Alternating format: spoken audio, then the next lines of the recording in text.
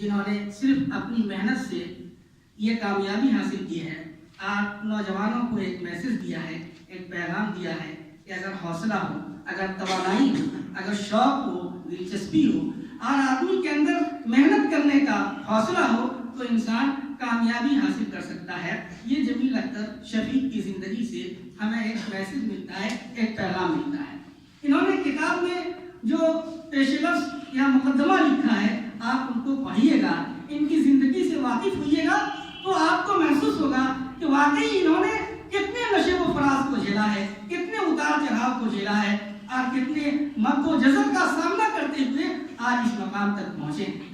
ضرورت اس بات کی ہے کہ ہم بھی یہ کوشش کریں کہ کوئی دشواری, کوئی رکاوٹ اور کوئی ایسی مشکل ہماری زندگی میں آئے تو بھی ہم اس کو جھیلتے ہوئے ہم آگے بڑھتے رہیں, ہم کامیاب ہوں, ہم کامیاب ہوں. یہ کوشش ہم لوگوں کو کرنی چاہیے. ان کی شاعری کے حوالے سے ایک آدھ دو نقطے کی طرف میں اشارہ کروں گا کہ دھوپ کے مسافر کا خالق ایک ایسا نوجوان شاعر ہے جو روایتی و اخلاقی قدروں کا پاسدار بھی ہے اور کلاسیکی حسن کا دلدادہ بھی, جدت پسندی اور ندرت خیزی کا علم بردار بھی ہے. انہوں نے معاشرت اور گرد و پیش کے بے شمار مسائل و معاملات کو شعری پیکر عطا کیا ہے. ان کی شاعری میں بناوٹی اور افسانوی رنگ نہیں ملتا ہے بلکہ سچائی اور حقیقت کی کئی پرتیں نظر آتی ہیں جو ہماری خردری زندگی کی عکاس ہے.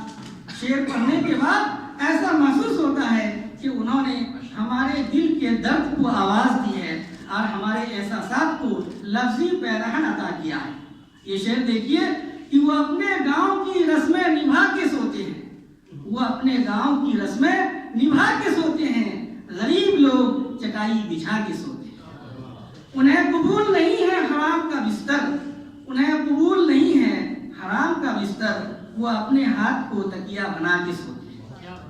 کسی ٹوٹے ہوئے گھر میں ہماری ماں بھی رہتی ہے, کسی ٹوٹے ہوئے گھر میں ہماری ماں بھی رہتی ہے. امیر شہر جس کے سامنے بلڈنگ اٹھاتا ہے, امیر شہر جس کے سامنے بلڈنگ اٹھاتا ہے.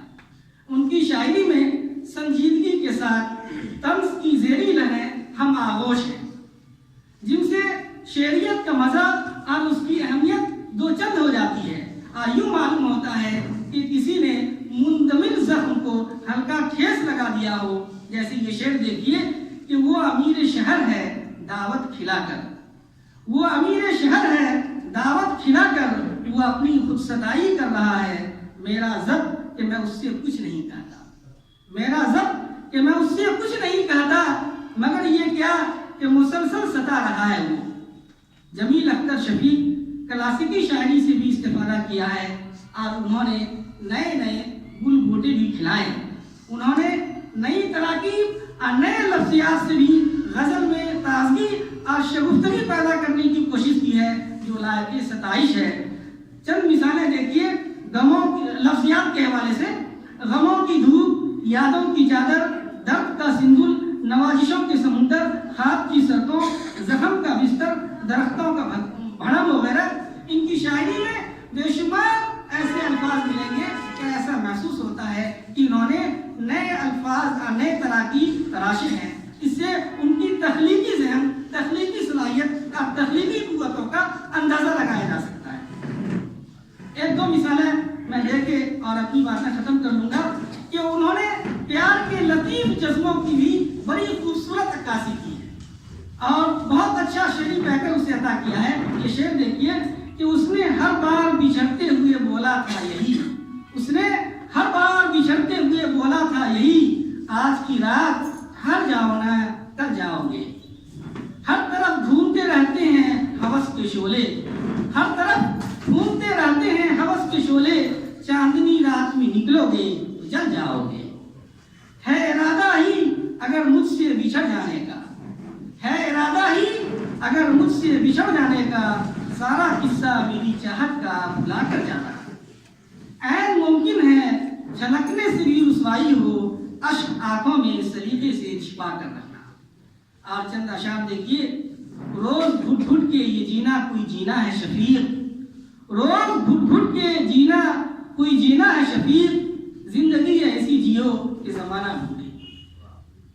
جمیل اختر شفیق کی شاعری میں ایک توانائی ہے، ایک قوت ہے، ایک عزم اور حوصلے کی صلاحیت ہے کہ ان کی شاعری میں یاسیت اور قنوتیت نہیں ہے، بلکہ ان کی تازہ شاعری ہمیں زندگی کا تازہ حوصلہ عطا کرتی ہے، جو مشکل حالات میں بھی شاعرائے حیات متعین کرتے ہیں۔